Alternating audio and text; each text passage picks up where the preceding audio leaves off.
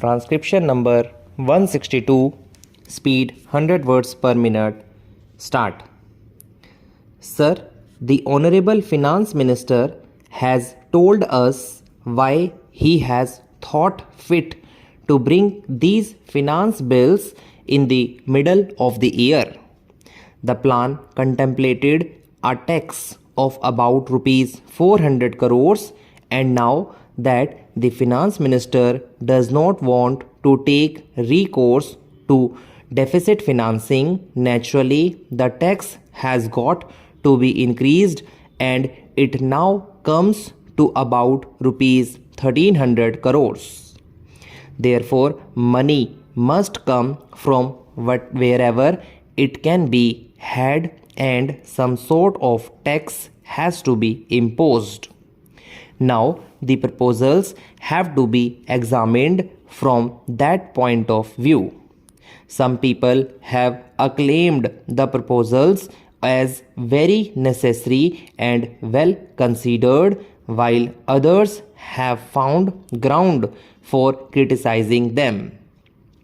Whatever may be the taxation measures, if they are applied properly and with sympathy, even measures which are not liked can be made to be appreciated and less objected to.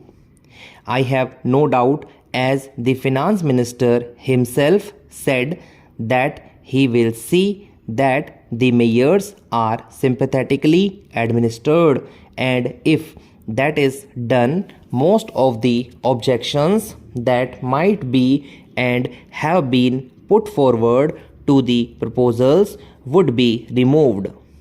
As you may remember, when the 5-year plan was discussed in this house and in the other house, some of the members felt that perhaps a very optimistic view might have been taken of the resources that may be available for carrying out the 5-year plan. Even now, people feel that the plan has got to be implemented, and a lot depends on the implementation of the plan. But the question is, have we taken note correctly of the resources that are available, and have we not overestimated and taken rather an optimistic view? But implementation of the plan will not be very much affected if instead of 5 years, a few more months are taken to implement it. What I mean to say is, if the resources are not sufficient to carry out the plan in 5 years, there is no harm in increasing the period by a few months, so that there may not be a very heavy strain on our resources, and so that things may not go wrong on account of the heavy strain that may be put thereon.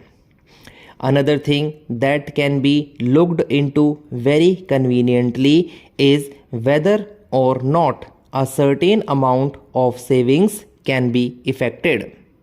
So far as the proposals in the two bills are concerned, I have one or two suggestions to make. One is as regards the capital gains tax. Most of the exemptions that were in the previous act have been removed, but I feel that so far as capital gains in respect of compulsory acquisition by government is concerned, that should still continue to be exempted. When a person sells his capital asset and makes a gain, which is called unearned profit, he may be taxed, and perhaps he will have no justification in raising any objection.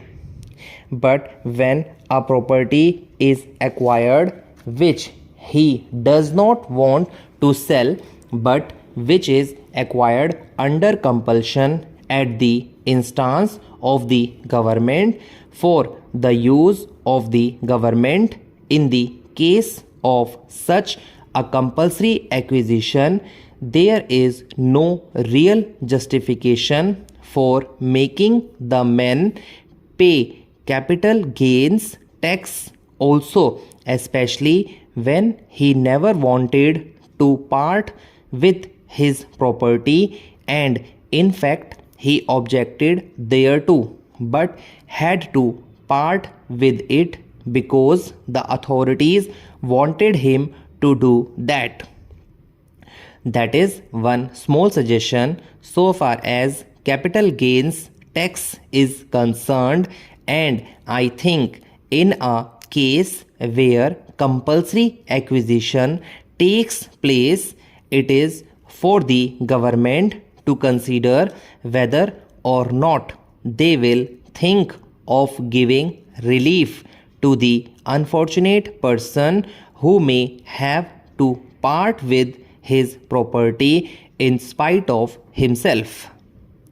Another suggestion that I have to make is that so far as compulsory deposit is concerned, the people who are conservative and who have put in careful and prudent management and have built up resources generally use them for the purpose of increasing the volume of business and stabilizing the position of the company. But here the position is just as if you are going to penalize those companies which have prudently managed, which have been managed in a conservative manner, and which have not frittered away their resources. Some consideration should be shown to such companies that have built up resources and have utilized them in expanding their business so that they may not be called upon to put in these compulsory deposits. Otherwise, wasteful expenditure will be encouraged, and the management which have not been taking proper care for conserving their resources will get a premium. Then my friend said that equity shares had increased in value to the extent of 150 times depending on the number of years. Here the dividend that is going to be taxed is on the basis of the paid up capital, which does not take into account the reserves built up over a number of years. Sir, if I intervene at this stage of the debate, it is not for the purpose of saying much on the factors which led to devaluation, because that is a matter which has already been dealt with by the finance minister, but I would like to confine my remarks mainly to one aspect of the problem which has been emphasized by more speakers than one, and that is with regard to the effects of devaluation on production in India.